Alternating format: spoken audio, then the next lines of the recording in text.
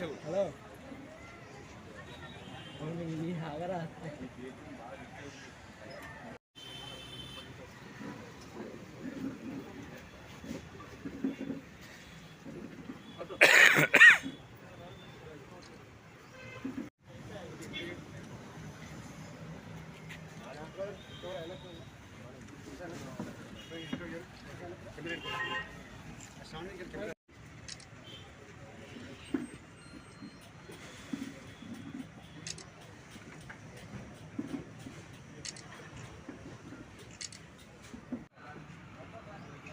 వీరి మధ్య గత 2-3 నెలల నుంచి కొన్ని డిస్ప్యూట్స్ వచ్చి గొడవలు పడుతూ ఉన్నారు.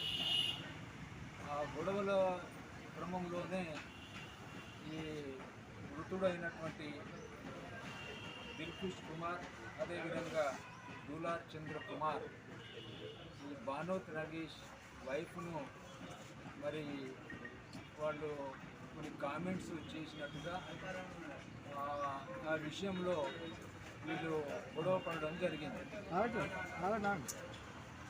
అయితే అది మనసులో పెట్టుకొని ఈ బీహార్ రాష్ట్రానికి చెందినటువంటి వారు అంత దూరం నుంచి వచ్చి ఇక్కడ మా భార్యను మరి కామెంట్ చేయడం ఏంటి అనేటువంటిది ఒక గ్రడ్జ్, ఒక పగ అనేటువంటిది వాళ్ళు పెంచుకొని మరి వీళ్ళని ఎట్లయినా ఎలిమినేట్ చేయాలి, వీళ్ళని చంపాలి అనేటువంటిది వాళ్ళు నిర్ణయించుకున్నారు బానోత్ నగేష్. దానికి వాళ్ళ బాంబర్దులైనటువంటి అశోక్, అదేవిధంగా శ్రీనివాస్ యొక్క సహాయం తీసుకొని మరి 17వ తారీఖున మరి ఈ దులార్ చంద్రకుమార్ మన అండర్ బ్రిడ్జ్ దగ్గర మేఘనాబార్ సమీపంలో తన మిత్రుడు వరంగల్ రైల్వే స్టేషన్కి వెళ్తూ ఉంటే అతని సెండప్ చేసే క్రమంలో వాళ్ళతో ఉండగా ఈ యొక్క నేరస్తులు బానోత్ నగేష్, అశోక్, శ్రీనివాస్ ముగ్గురు కలిసి అతన్ని చంపాలనేటువంటి ఉద్దేశంతో అతని మీద దాడి చేయడం జరుగుతుంది. ఆ దాడి నుండి మరి ఈ దులార్ చంద్రకుమార్ తప్పించుకోవడం జరుగుతుంది. అతని యొక్క ఇద్దరు మిత్రులు కూడా తప్పించుకొని వెళ్ళిపోవడం జరుగుతుంది.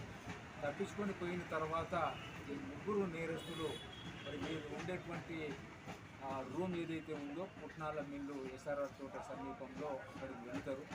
అక్కడ ఈ తప్పించుకున్నటువంటి దులార్ చంద్ర కుమార్ యొక్క తమ్ముడు దిల్ఖుష్ కుమార్ ఆ రూమ్లో ఒంటరిగా ఉండడం చూసి మరి ఈ ముగ్గురు నేరస్తులు మరి బానోత్ నగేష్, అశోక్, అదేవిధంగా శ్రీనివాస్ ముగ్గురు కలిసి అక్కడ వెళ్ళి ఆ రూమ్లో ఉన్నటువంటి దిల్ఖుష్ కుమార్ మీద దాడి చేసి రాడ్డుతోని బలంగా తలపై కొట్టడంతో అక్కడికక్కడే అతని దగ్గర నుంచి మరి అతన్ని చంపడానికి యూజ్ చేసినటువంటి రాడ్డు, అదేవిధంగా వాళ్ళు వాడినటువంటి బైక్ను సీజ్ చేసి వాళ్ళని అరెస్ట్ చేసి పోలీస్ స్టేషన్ తీసుకురావడం జరిగింది. వారిని ఈరోజు ముగ్గురిని కూడా రిమాండ్ పంపడం జరుగుతూ ఉంది. అదేవిధంగా వారిపైన రౌడీ షీట్ కూడా ఓపెన్ చేస్తున్నాం. వాడు చాలా నోటోరియస్ ఉన్నాడు. ఆ నగేష్ అనేటువంటి ప్రధాన ముద్దాయి ఎవరైతే ఉన్నారో A1 చాలా నోటోరియస్ ఫెలో. అతని మీద సర్వేలెన్స్ అవసరం ఉంది. అతని పైన మేము రౌడీ షీట్ కూడా ఓపెన్ చేస్తున్నాం. సో ఈ కేసుని నిజంగా కూడా ఇంత షార్ట్ పీరియడ్లో పక్కా